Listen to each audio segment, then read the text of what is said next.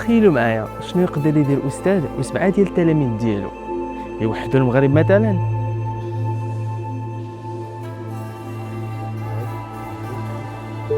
السلام عليكم، معكم زكريا وبغيتكم ترحبوا بيا في الحلقه الاولى من سلسله تراث امتي.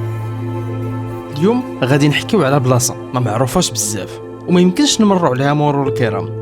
كاينه في اكلو، واحد القريه صغيره بين الجبال ديال سوس، ولكن التاريخ اللي فيها كبير بزاف. بسبب هذه الزاويه بالضبط تاسست واحد الدوله، وغادي تكون اول دوله اللي غادا تجمع المغرب العربي تحت رايه وحده.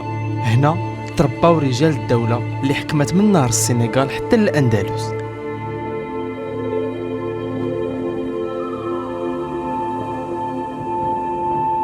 وجدوا معايا دابا غادي ندخل للدار ديال المرابطين.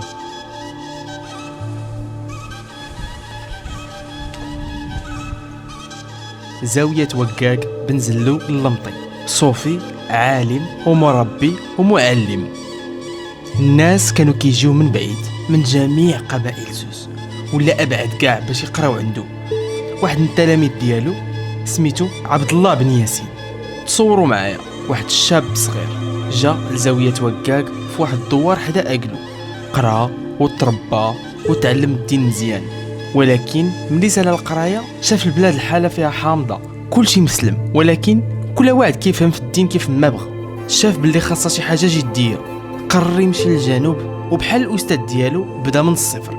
اسس واحد الزاويه صغيره بدا فيها مع 7 ديال الرجال، ومع الوقت دوك السبعه ولاو 70 ثم المئات ثم الالاف. من بين هاد السبعه الاولين كان جوج خوت من قبائل سنهاجه، واحد سميتو يحيى وواحد سميتو ابو بكر بن عمر. يحيى ولا اول امير في هذه الحركه اللي كانوا كيسميوها المولى الثامون. منين مات يحيى في المعركه تولى خو ابو بكر القياده، هو اللي بدا يحط الحجرات الاولى ديال العاصمه الجديده ديالهم مراكش. كانوا في ديك الوقت صداعات نايضين من الصحراء وكان خاصو يرجع للجنوب عاوتاني. غادي يجيب ولد عمو اللي كان اقوى جنرال عنده، اللي يلاه شد مدينه فاس في الدين هذه الحركه الجديده اللي كيحاولوا يوحدوا المغرب. هاد ولد عمو سميتو يوسف بن تاشفين. ومن تما بدات قصة الدولة المرابطية. ولكن بداية الحقيقة كانت هنا في هاد الزاوية اللي واقفة اليوم بوحدها في دوار حدا أكلو، كتسنى اللي يعاود يسمع الصوت ديالها، صوت التاريخ.